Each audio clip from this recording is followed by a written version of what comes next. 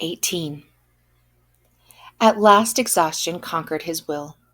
He forgot his determination to get the uniform and fell asleep, awakening a little before midday.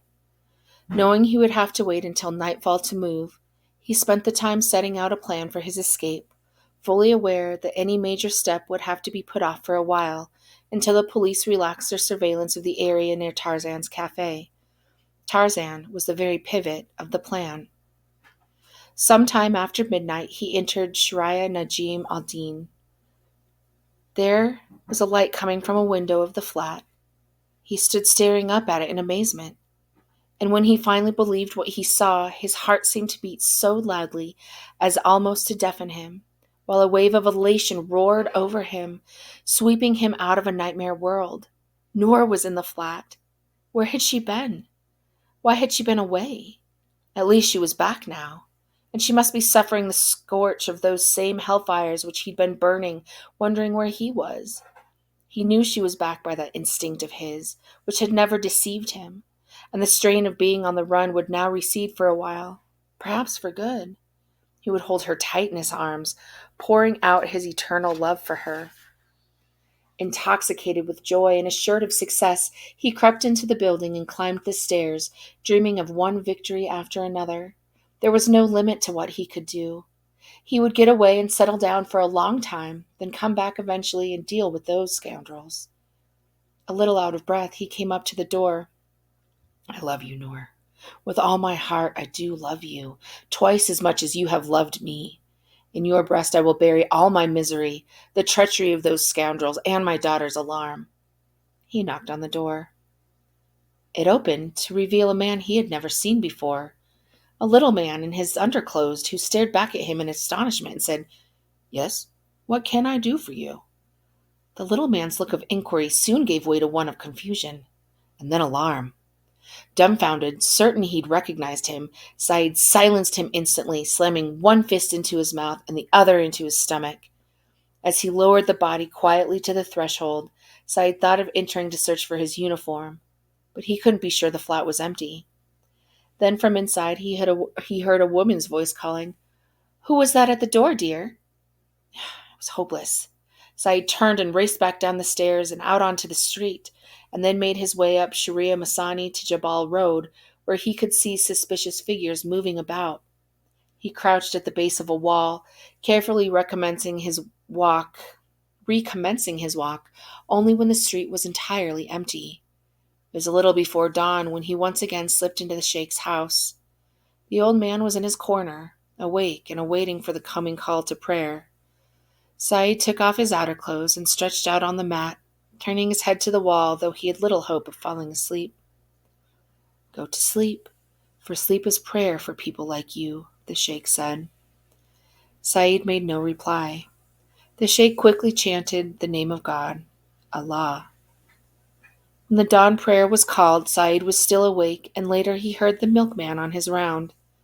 He knew he'd fallen asleep only when he was disturbed by a nightmare and opened his eyes to see light from the dim lamp spreading through the room like a fog, which made him suppose he'd slept for an hour at most.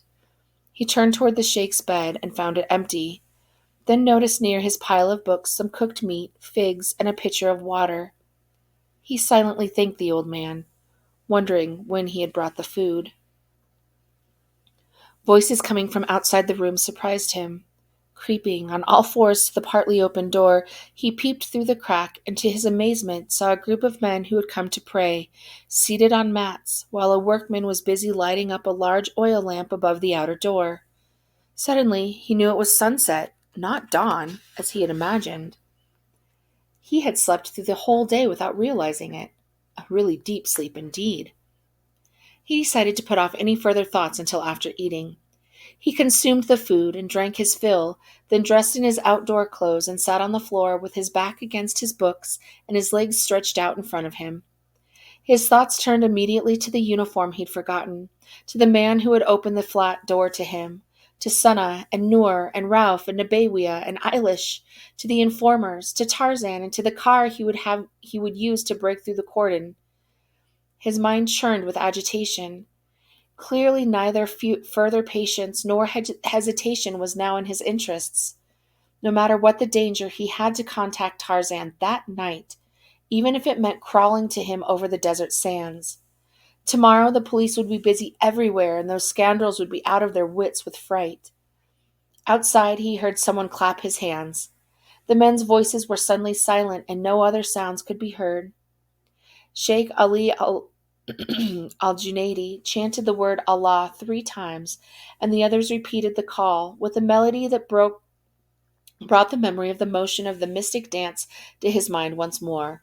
Allah, Allah, Allah.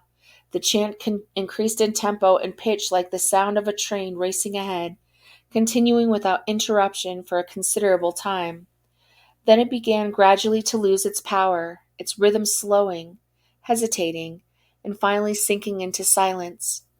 At that point, a full, fine voice arose in a chanted melody. My time in vain is gone, and I have not succeeded. For a meeting how I long, but hope of peace is ended. When life is 2 days long, one day of vexation, and one of separation. Said could hear the other men murmuring sighs and appreciation all around, and then another voice began a melody. Love enough to lay me down enthralled, my passion before me, my fate behind. This song was followed by more sighs of delight and more singing until someone clapped hands again and they all began repeating at length the name of God, Allah.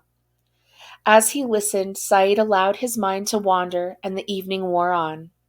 Memories came drifting by like clouds. He remembered how his father, Maran, had swayed with the chanters, while he, then a young boy, had sat near the palm tree observing the scene wide-eyed. From the shadows emerged fancies about the immortal soul, living under the protection of the most compassionate. Memories of hopes once bright shook off the dust of oblivion and flashed with life again. Beneath that lone tree at the edge of the field, tender words were whispered again in early morning joy. Little Sana sat in his arms, speaking her first wonderful baby words. Then hot winds blew from the depths of hell, and a succession of blows were struck. In the background, the leaders chant, and the congregation sighs wailed on. When would peace come? When his time had passed in futility? When he failed and fate was on his trail? But that revolver of his lying ready in his pocket, that was something at least. It could still triumph over betrayal and corruption. For the first time, the thief would give chase to the dogs. Suddenly, from beneath the window outside, he heard an angry voice explode in a conversation. What a mess! Oh, the whole corridor is blocked off. It's worse than during the war. That's Said Mehran.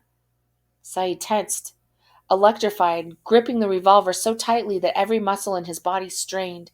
He stared in every direction. The area was crowded with people and was no doubt full of eager detectives. I mustn't let things get ahead of me. They must now be examining the uniform, and the dogs will be there too. And meanwhile, here I am, exposed. The desert road isn't safe, but the valley of death itself is only a few steps away. I can fight them there to the death. He got up and moved decisively toward the door. They were still engrossed in chanted prayers. The passage to the outer door was clear. He crept out onto the street, then turned off to the left, walking with studied calm, moving into the road to the cemetery. The night was well advanced, but there was no moon, and the darkness made a black wall across his path. He plunged off among the tombs, into the maze of ruins, with nothing to guide him, stumbling as he walked, not knowing whether he was progressing forward or backward. Though no spark of hope glimmered within him, he felt he was bursting with incredible energy. The loud noises which were brought to him now on the warm wind made him wish he could hide inside a grave, but he knew he could not stop. He feared the dogs, but there was nothing at all he could do. There was nothing within his power to stop. After some minutes, he found himself at the last row of graves in front of a familiar scene. The northern entrance to the cemetery, connecting with Sharia Najim al-Din, which he recognized. And there, the only building on it, was Noor's flat. He located the window. It was open and light was streaming out. He focused his gaze on it and saw a woman through the window. The features of her head were indistinct, but the shape of the head reminded him of Noor. His heart pumped hard at the thought. Had Noor returned then? Or were his eyes deceiving him now as his emotions had done before? The fact that he had become so completely deceived foretold that the end was near. If that was Noor, he told himself, all he wanted for her was to care for Sana, if his time indeed had come. He decided to shout to her, disregarding the danger, to tell her what he wanted. But before a sound could emerge from his mouth, he heard dogs beginning to bark in the distance, and the barking went on, breaking the silence like a series of explosive shots. Saeed started back in fright, darting in again between the tombs as the barking grew louder. He pressed his back against the tomb and took out his gun, staring out into the darkness resignedly. There it was. The dogs had come at last, and there was no hope left.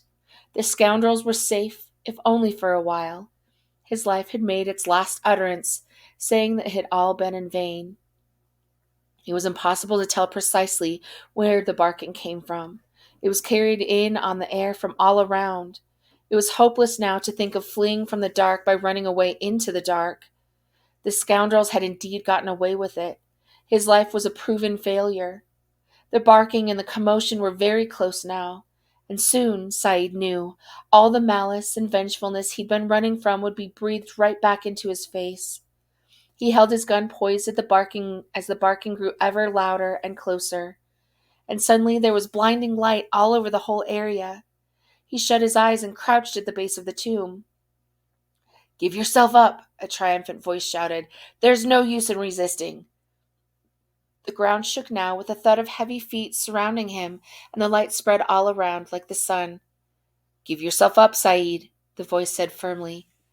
He crouched closer still to the tomb, ready to open fire, turning his head in all directions. "Surrender," came another shout, confident, reassuring, and dignified. "And I promise you, you'll be treated with all humanity." Like the humanity of Ralph, Nebawia, Eilish, and the dogs, no doubt. "You're surrounded on all sides. The whole cemetery is surrounded. Think it over carefully, Saeed. Give yourself up." Sure that the enormous and irregular multitude of the tombs prevented them from actually seeing him, Saeed made no movement. He had decided on death.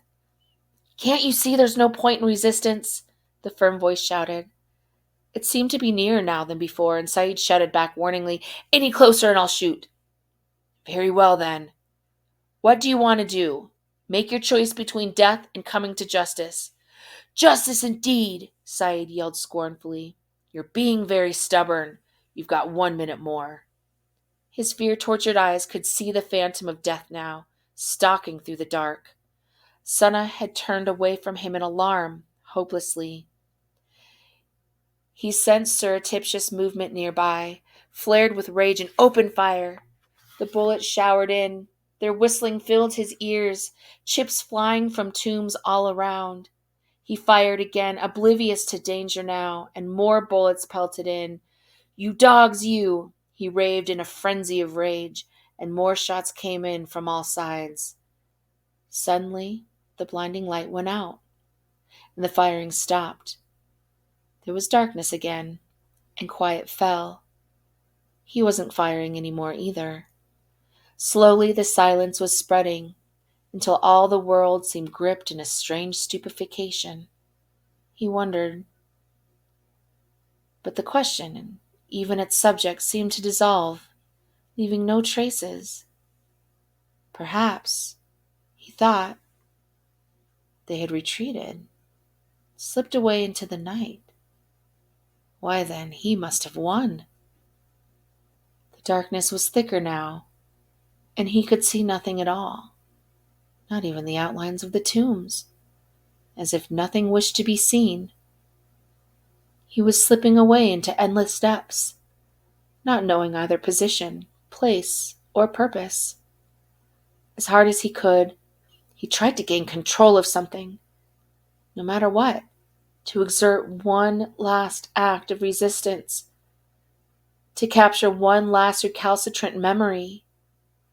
But finally, because he had to succumb, and not caring, he surrendered. Not caring at all now.